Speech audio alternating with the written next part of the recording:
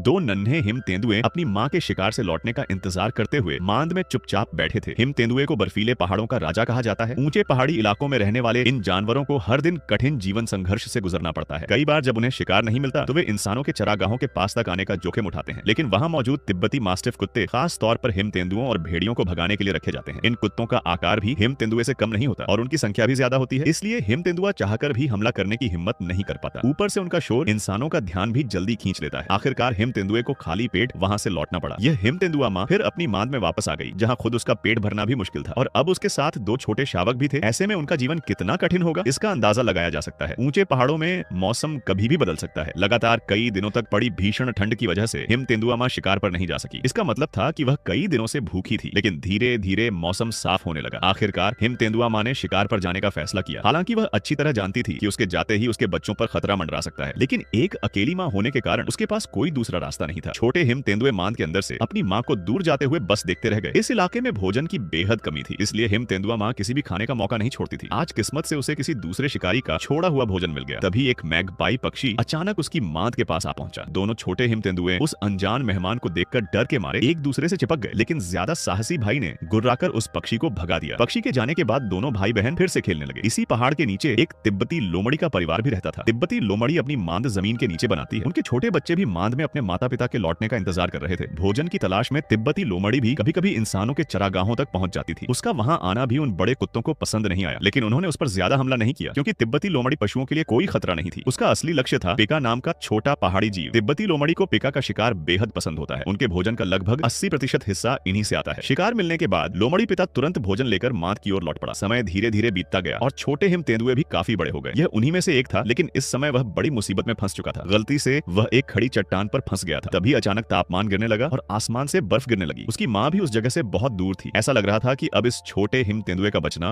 मुश्किल है, लेकिन कुछ समय बाद यह हिम तेंदुओं का परिवार फिर से लोगों के सामने दिखाई दिया। खुशकिस्मती से माँ और उसके दोनों बच्चे पूरी तरह सुरक्षित थे। अगर आपको हिम तेंदुओं की यह संघर्ष भरी कहानी पसंद आई हो तो वीडियो को लाइक करें और ऐसे ही रोमांचक वाइल्ड लाइफ वीडियो देखने के लिए हमारे चैनल को सब्सक्राइब जरूर करें। अगले वीडियो में फिर मिलेंगे एक नई जंगल कहानी के साथ।